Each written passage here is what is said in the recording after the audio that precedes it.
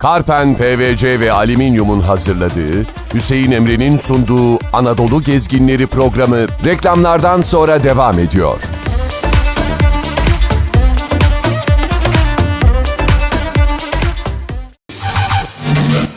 Sizin için Türkiye'mizi adım adımlamaya, karış karışlamaya, doğumuzdan batımıza, kuzeyimizden güneyimize anlatmaya, tanıtmaya devam ediyoruz.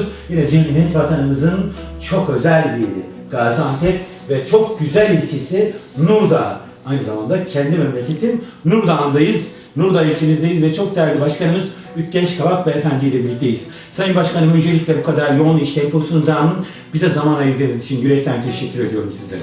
Ben size teşekkür ediyorum. İlçemize geldiğiniz için, ilçemizi tanıtan böyle bir program yaptığınız için ben de sizlere çok teşekkür ediyorum. Hoş geldiniz diyorum. Çok teşekkür ederiz. Bizim için şeref duyuyoruz. Evet, Ükkeş Başkanım, öncelikle biz tabii ki siyasetçi Ükkeş'i Türk kamuoyu tanıyor. Güneydoğu, Anadolu tanıyor. Ama biz biraz sizi geçmişe yolculuk yaptırmak istiyoruz. Efendim, genç Ükkeş'i, çocuk Ükkeş'i tanımak istiyoruz. Vatandaş Ükkeş'i biraz tanımak istiyoruz. Evet. Ben 1964 yılında Nurdağ'a bağlı Kırışkal köyünde doğdum. İlkokulu aynı yerde, ortaokul Gaziantep, liseyi Kahramanmaraş'ta tamamladım. Üniversiteye gittik.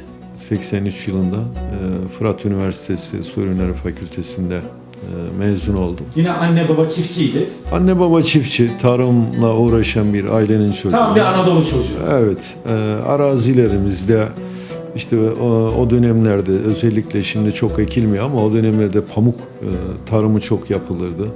Ben de okul bittikten sonra yaz döneminde geldiğimde kendi arazilerimizde işte traktörlerle özellikle arazi pamuk sürümünü yapardık. Çalışan işçilerin başında dururduk. Yani hayatımız tabi biber vardı, şeker pancarı. Bizim bu bölgede her türlü ürün yetişiyor. Hakikaten toprağa çok elverişli, tarıma çok elverişli bir bölge. Üniversiteden sonra da bitirdik. Kısa dönem askerliği yaptıktan sonra yine ilçemize döndük. Hem tarım hem ticaretle uğraşmaya başladım. Ne zaman evlendiniz? 88 yılında evlendim. Askerden önce oldu. Yok, askerden önce. Askerden üniversite bittikten sonra evlendim. Çoluk çocuk. 3 tane çocuğum var. Allah bağışlasın. Allah razı olsun. 3'ü de oğlan. Bir tanesi inşaat mühendisi. Biri hukuk bitirdi. Avukatlık yapıyor. Benim kızım gibi. Evet. Bir tanesi de maliye mezunu. O da burada kendi işlerimizi takip ediyor. Yenge Hanım. Ev hanımı. Allah bağışlasın. Sağ olun. Allah bahtlarını açık eylesin. Allah Sayın razı Başkanım. olsun. Evet, başkanım, traktör kullandım dediniz. Çapa eştim dediniz. Evet. Traktörle ilgili geçmişte bir anınız var mı? Ben küçükken özellikle daha ilkokula gitmiyordum. Öyle tahmin ediyorum. Traktör sürmeyi çok seviyordum. Bizim 2 tane traktörümüz vardı. Ama küçük olduğum için bana traktörü de vermiyorlardı. Bizim o çalışan işçilerle tarlaya gittiğimiz zaman onların kucağına otururdum. Direksiyonu tutardım ama ayağım debriyaja yetişmezdi. Böyle çok hevesliydim. Sonra onlar benim o hevesimi görünce yavaş yavaş bana vermeye başladılar. İşte sürmeye başladım. Hatta daha sonra bizim işte buğday ekerdik. Biçerler gelirdi. Ben ortaokulda okurdum. Ortaokulun işte 1-2. sınıftaydı, hiç unutmuyorum. Buğday biçilirken biz kendi traktörlerimizle işte arazimize gider o biçilen buğdayı taşırdık. Ben de traktör sürerdim. Bizim biçen o şoför dedi ki babama, ya dedi ben bu traktör gelirken dedi sanki boş geliyordu. Çünkü boyum küçük, direksiyonun arasından önümü görürdüm ama güzel kullanırdım. Güvenirlerdi bana. Artık ta ilkokul öncesinden başlayarak böyle şeyim vardı. Yani traktöre çok hevesim vardı. Çok sürerdim. Ondan sonra ortaokul, lise yıllarında her yaz tatili geldiği zaman traktörlerimize kendi işimizi yapardık. Çok güzel başkanım.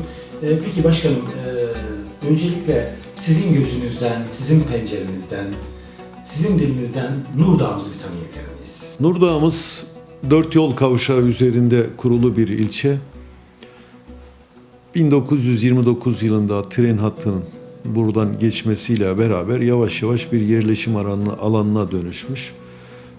Tren istasyonunun haricinde bir de Kahramanmaraş, Hatay, Gaziantep ve Adana yol kavşağı olması dolayısıyla iller arası araç trafiğinden dolayı yol kenarlarına yavaş yavaş o bakkaldı, marketti, lokantaydı, araç tamirci falan derken şehir yavaş yavaş bu merkezde büyümeye başlamış. Tabii 76 yılında burası belde olmuş. İslahiye'ye bağlı bir beldeyken 91 yılında da çıkan kararnameyle belli bir nüfusu aştığı için ilçe statüsü kazandı. 1991 yılında ilçe oldu burası. Tabii büyüyen, gelişen, hızlı gelişen bir ilçe. Hem tarım, hayvancılık, daha sonra da burası ticaretin merkezi oldu. Özellikle Türkiye genelinde ikinci el hafif ticari oto araçlarında Türkiye'de sayılır bir satış merkezi oldu. Evet. Büyüyen ve gelişen bir ilçe. Pazara yakın, denize yakın, tren yolu var, tarihi var, kültürü tarihi var, kültürü var. Böyle de olunca ya ulaşım anlamında çok sıkıntı yaşanmayınca tabii biraz cazibe haline gelen bir ilçe oldu. Ya, muadillerine göre hakikaten hem nüfus artışıyla hem gelişmişliğiyle gelişen, büyüyen bir ilçemiz. Potansiyeli yüksek bir ilçemiz. Yani diyorsunuz ki tarih şehri, turizm şehri, Tabii. tarım şehri, ticaret şehri. Kesinlikle şimdi hızlı tren İstanbul, Ankara, Konya'dan gelecek olan hızlı tren, Gaziantep'e kadar giden hızlı tren yol güzergahı burada otogar yine olacak. Otoban buradan geçiyor. Yine bizim tarımdaki gelişmişliği, tarımdaki maliyetleri düşürücü Kılavuzlu Barajı'nın kanalları yapıldı ve burası çok yılda 2 defa ürün alınabilecek bir tarım alanına dönüşüyor. Aynı zamanda turizmlerini uyguladık belediyede. İsrafı önledik. Yani tecrübeli bir siyasetçi olarak Evet. il mi siyaset Yani kendi ilçe ölçeğine göre aslında büyük bir borçtu. 35 milyon üzerinde bir borç vardı. Hakikaten ciddi bir borçtu. Bu şekildeki böyle bir ilçedeki o borç anormaldi. Bir taraftan o borçları ödemeye başladık. Bir taraftan da hizmet üretmeye başladık. İsrafı önledik, tasarruf etmeye başladık. Projeler geliştirdik. İlçemizin öncelikleri, yapılması gereken işleri tespit ettik. Ya bir de şu var, çok şanslı bir döneme geldiniz. Ama Mevlam da dağına göre kar veriyor. Yani pandemi taraftan, krizler, depremler, ya öyle bir döneme denk geldiniz ki bu anlamda bir açıdan çok şanslısınız. Ama bir açıdan da hani Mevlam dağına göre kar verir. Demek ki bu yükü kaldırabilecekmişsiniz. Evet, bu krize rağmen o günden bugüne işte aşağı yukarı hangi projelere imza attık? Şimdi geldiğimizden beri ilçemizde öncelikli olarak şehir merkezindeki tabii bir şehirdir, bir mahalle yol, kaldırım çok önemliydi. Toz her taraf, araçlar gidip geldikçe tozdu. Gelir gelmez şehir merkezinden başladık. Şehir merkezinin yol ve kaldırımları Büyükşehir Belediye Başkanımızın da bize vermiş olduğu destekle bir kısmını sıcak asfalt, bir kısmını sati kaplamak ve kilit taşıyla beraber şehir merkezinin %90'ını bitirdik. Ondan sonra tabii artık sadece merkezde iş bitmiyor. Köyler var, eski köyler, şimdiki tabirle, statüyle mahalle olanlar. Artık mahallelerde de çok büyük beklentiler var. Tabii park istiyorlar, köyün içini kilit taşı izni istiyorlar. Zaten rutin olarak merkez mahallelerin haricinde aşağı yukarı 50'ye yakın mahalle ve onların mezrasıyla beraber 50'ye yakın yerleşim yerinde düzenli olarak bulunan çöp konteynerlerinden çöplerini toparlıyoruz, ilaçlamalarını yapıyoruz. Köyleri kilit taşı yapıyoruz. Bazı işte beraber bir proje geliştirdik. Biber ve salçalık hem araziye ekim yetiştiriciliğini aynı zamanda işletmesini yaptığımız bir tesis kurduk. Orada da biber fabrikası. Biber ve salça. Hem biber hem salça. Biberi nerede alıyorsunuz? Biberi de hem kendi arazimize ektik hem de çiftçilerden. Tabii aynı zamanda. Çok merak ediyorum, oraya gideceğiz inşallah. İnşallah. Çiftçilerimizin de biberlerini alıyoruz. Aynı zamanda piyasada çiftçinin ürününün değerli olması için, fiyatlarının belli kesimler tarafından düşürülmemesi için biraz da piyasayı regüle etmek için çiftçinin de ürünlerini alıp işleyeceğiz orada. Bu sene buna tam başlıyoruz inşallah. Bir yerde fiyatları belirleyici de olacak. Yani fiyatlar Çiftçiyi de bazı tüccarlara boğdurmamış olacak. Tüccarlara boğdurmamak için piyasaya müdahale edip çiftçinin ürününü alabileceğiz. Burada tabii ki aynı zamanda bu biber üretimiyle ilgili eğitimler verdik. Birçok kadınımıza, çiftçilerimize eğitimler veriyoruz. Kadın kooperatifimizle beraber o kadın kooperatifimize çok destekler veriyoruz. Kadınlarımızın o el emeği, alın terilerinin değerli kılmak, onların ekonomik olarak da onlara bir gelir sağlaması için onlara da destek veriyoruz. Onlarla işbirliği. Kadınlarımıza pozitif bir ayrımcılık diyorsunuz. Kadınlarımıza pozitif bir ayrımcılık yapıyoruz. Aynı zamanda bir pazar kurduk, köy pazarı. 19 tane dükkan yaptık. Orada da sadece kadınlarımız kendi yöresel ürünlerini satabilecekleri bir yer oluşturduk. Ağaçlandırma çalışması yaptık. Yani Başkanım bunları 3 yılda mı yaptık? 3 yılda yaptık bunları. Allah, çok merak ediyorum.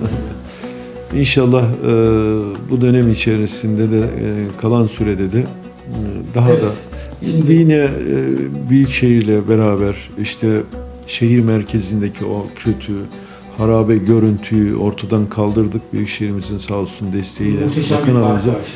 bir parkımız var. Gidip de bir çuval, bir happe bir şey de istemiş değilim.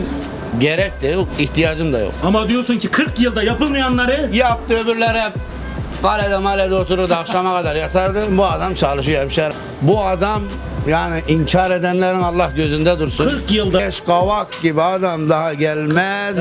40 yılda yapılmayan ne ya? 80 yılda yapılmayan ne? Aha! Abi canım ya boş verin. Allah Allah. Helal olsun abi o zaman. Adam gibi adam. Çalışıyor. Kabradok. Çalışıyor abi. 10 üzerinden 10. üzerinden 10. tövbe estağfurullah tövbe. Emin misin abi? Ben eminim. Baskı yok değil mi? Yok abi. Tehdit eden de yok değil mi? Yok yok. Allah Allah. 10 üzerinden 5. Hiç kimse dört dörtlük değildir bak. 10 üzerinden 8. belediye başkanı çalışıyor. İyi çalışıyor, memnunuz. 10 üzerinden 10. Bir de belediye başkanımız var. Nasıl bir adam? Çok iyi. İşi gücü rast gelsin. Abi bu adam bir gönüllere girmeyi nasıl başardı? Ne, Abi adam hizmeti var abi. ne yaptı abi? Abi her şeyi yapıyor adam. Ne yaptı abi söylesene. Abi yatmıyor bu adam. Bu adam yatmıyor ya, çalışıyor. Nasıl yapmıyor? Yatmıyor, Benim çalışıyor. gibi maksım abi. Yok abi bu adam yatmıyor. Uykuyu unutmuş adam ya. Allah. He, Neler yaptı? Birkaç tanesini sayalım. Abi yol yaptı. Çarşıyı güzelleştirdi. İşi gücü rast gelsin adam. Başkana bir puan verelim mi? 10 üzerinden Ona yüzden 1000 ver. deha. Üzerinden Başkan çalışıyor. Başkan 10 üzerinden. Başkan 10 tiller para vereceğim. Ne? 10 tiller para vereceğim başkana. Abi sen boş ver bana ver o parayı ya. He, belediye başkanı yapacağım. Zaten belediye başkanı. Beni mi yapacaksın? Yok onu bir daha yapacağım. Kabak. Çalışıyor mu? Vallahi kendine çalışıyor. Bana kimse çalışmıyor. Genel anlamda gördüğüm kadarıyla bir puan ver 10 üzerinden. Bana kimse çalışmıyor. 10 Herkes üzerinden. kendine çalışıyor. Tamam ben sana çalışırım bundan sonra. Çatılarımızı yaptı bak mis gibi oldu, güzel oldu. Tabii. 10 üzerinden. 10. Kaç çalışıyorsun başkan? Kendi çapına göre çalışıyor. 10 üzerinden. 7-8 alır ya. Yani. Güzel çalışıyor. 10 üzerinden. 10. Kaç çalışıyor abi? Evet çalışıyor. Ciddi mi söylüyorsun? Evet 10 üzerinden. 10. Bunlar gerekeni söyledi zaten. Sen de 10 diyorsun. Dörtlük. iyi. Köy TV izliyor musunuz Köy TV? İzliyoruz. Şu anda hizmet yaptı mı? Çalışıyor. Yapıyor. Bir puan verelim 10 üzerinden. Ne verelim? Ne bileyim ben sen vereceksin abi. 10 üzerinde 6 verelim Diyorsun. diyorum. Vallahi çok güzel çalışıyor Ökkeş Kavak. Ya abi, Anca bu kadar bu olur. adamların hepsi siz zeytinyağı mı yediniz, kuyruk yağı mı yediniz ben anlamadım. Ya ben tereyağı yedim tereyağı. Ben tereyağı yedim. 10 üzerinden He. kaç puan? 100 puan 150 puan ver. 10 üzerinden 100 diyorsun. yani. %100. Diyor Allah Allah. %100 gerçekten. Ben Bir puan verelim 10 üzerinden. 10 üzerinden 1000. Başkanım bu çalışmalarına sen 10 üzerinden kaç puan veriyorsun? 10 veriyorum. Ben de 10 üzerinden 1000 değerlendiriyorum başkanımızı. Siz başkana bir puan verin 10 üzerinden. 1000'de 1000. Deha. Sen ne diyorsun abla ya? %100. Zeytinyağlı falan yemediniz değil mi? Zeytinyağı kullanıyoruz zaten. Başkanım Herkes yol yapar, bina diker, köprü yapar ama gönül yapamaz. Siz bu gönüllere girmeyi nasıl başardınız? Çünkü o bizim abimiz diyorlar. Yani oy vermedim ama diyor, şimdi seçim olsa çalışacağım adına diyor. Ya siyasetin ana unsuru insandır. Yani ne kadar hizmet yaparsanız yapın, insanların gönüllerine giremezseniz yaptığınızın çok fazla bir değeri olmuyor. Bunu dengede götürmek gerekiyor. Ben ilçemi tanıyorum. Uzun yıllardan beri hepsiyle öyle böyle bir temasım var. Seviyorum ilçemi. İlçemin insanına oy versin vermesin. Herkesi seviyorum. Zaten seçildikten sonra da dedi ki biz 41 bin kişinin belediye başkanıyım. Hiç insanları ayırt etmeden, Şu partili, bu kesinlikle bana demeden vermedi. eğer sorunları, problemleri varsa geldiği zaman çözmek için elimizden geleni yapacağız dedik. Zaten mahalleydi, köydü hiçbir ayrım yapmıyoruz. Şu partili demiyoruz. Ve ben çoğunlukla zamanımın çoğunluğunu da yine vatandaşlarımın, hemşerilerimin içerisinde geçiriyorum. Oturan değil, çalışan başkan. Kesinlikle sabah kalkıyorum, erken önce çalışan işçilerimizin yanına gidiyorum, çalışma alanlarını denetliyorum. Ondan sonra esnaflarımızı ziyaret ediyoruz. Onlarla oturuyoruz, kahvaltı yapıyoruz, sohbet ediyoruz. Merkezin dışında belli aralıklarla işte kırsal mahallelere gidiyoruz. Vatandaşlarla oturuyoruz. Sorunlarını yerinde dinliyoruz. Mahalle bazen arkadaşlarla, belediye meclis üyelerimizle, teşkilatımızla beraber mahalleye gidip sokak sokak dolaşıyoruz. Kapılara giriyoruz, çat kapı. Bir sorun var mı? İhtiyacınız var mı? Yapmamız gereken bir şey var mı diye. Mutlu oluyorlar. Yani insanlar da bir belediye başkanını yanında görmek, çat kapı evine ziyaret ederken görmek onların hoşuna gidiyor. İhtiyacı olanlara, ihtiyaç sahibi olanlara imkanlarımız ölçüsünde yapmamız gereken yardımları da anında yapmaya çalışıyoruz. Yani siz gönüllere dokunursanız, siz onlarla temas ederseniz, onlara ulaşırsanız, insanlar da sizi severler yani. Gönül belediyeciliği. Gönül belediyeciliği, yani hizmet belediyeciliği, gönül belediyeciliği. Bir taraftan kültürel, sanatsal faaliyetler yapıyoruz. Yaz okulları açtık. Bu sene 1000-1200 tane çocuğumuza, ilkokul, ortaokulda okuyan çocuklarımıza 8 branşta çocuklara yaz okulu açtık. Hocalarımızın nezaretine yüzme, tekvando, voleybol, futbol, güreş gibi birçok alanda çocuklarımıza eğitim verdiriyoruz. Çocuklar burada yüzebilecek bir yer yoktu. Çocuklar ilk defa bir yüzme öğreniyorlar. Profesyonel hocalarının gözetiminde yüzme öğreniyorlar. Çok mutlu oluyorlar. Aileleri çok mutlu oluyor. Her şey Nurdağ için. Yani şeyimiz bu. Başkanım önümüzde 2 yıllık bir süreç var. Evet. Bu süreçte yapmak istediğiniz projeler neler? Bizim şimdi en büyük eksiklerimizden biri şu kalmıştı. İyi bir mesire alanı oluşturmak. Bununla ilgili olarak da tabii geldiğimizde 2 tane alanda Ormanlı'ya ait olan alanlarda kiralama yaptık. Kazandı yani. Mazot pahalıydı. Yeter ki üretsin. Üretelim. Yani hemen biz çünkü bazı stratejik şeyler var, girdiler var. Bir enerjiydi, bir akaryakıttı. Biz bunların fiyatını belirleyemiyoruz. Yani uluslararası anlamda dünyadaki artıştan kaynaklanan bir artış da bize bunlar bir maliyet olarak dönüyor. Bunları biz yapamıyoruz ama biz ne yapacağız? Biz de çalışacağız. Birim alanda daha fazla verim alacağız. Bizim bölgemiz her zaman önemli olacak. Tarım bölgesi. Ben inanıyorum ki bu sıkıntıları da atlatacağız. Bu sıkıntılar geçecek ve bu ülke ciddi anlamda dünyada da bölgesinde de çok önemli bir ülke olacak. Tarımıyla, kalkınmışlığıyla, ekonomisiyle ciddi bir ülke olacak. Yeter ki biz vatanımıza, milletimize, toprağımıza sahip çıkalım. Birliğimizi, beraberliğimizi bozmayalım. Bu ülke bizim, başka bir ülkemiz yok bizim. Biz bu ülkede birlik içerisinde, beraberlik içerisinde yaşamak zorundayız. Sıkıntılar olacak ama bu sıkıntıları da aşmasını da biliriz. Çok sıkıntılar aşmış bu ülke. Şehrimizin gelişen, büyüyen, ticaret merkezi olan bu şehrimizin en önemli ihtiyaçlarının biri de otogardı. Otoban buradan gidiyor, Kahramanmaraş, Adana, Ama otogar yok. ama bir otogar yoktu. Geldiğimizden beri otogarla ilgili çok ciddi bir şekilde önce yer arayışı, yeri belirledikten sonra onun altyapısını yaptık, bitirdik. İnşallah 6-7 ayın içerisinde de modern, temiz, tüm ihtiyaçlara cevap verebilecek bir otogarı da hizmete açacağız. 2023'ün en geç Mart ayına kadar otogarımızda hizmete girecek. Uluslararası, iller arası, şehirler arası taşıma yapan otobüs firmaları inşallah Nurdoğan'a da girip çıkacak. Çünkü Nurdoğan'a çok gelip giden var. Bu araç alım satımından dolayı otobüslerle ilçeye gelirken, fakat otogar olmamasından dolayı otobüsler ilçede durmuyordu. Ama otogarla beraber inşallah burası da insanların çok kolayca gelip gidebileceği bir yer olacak. Ayrıca yine ilçe ekonomisi için de ki bence en doğru karar olur. Ziraat Fakültesi. Çünkü 2 yıllık bizde organik tarım var şu anda meslek yüksek okulunda.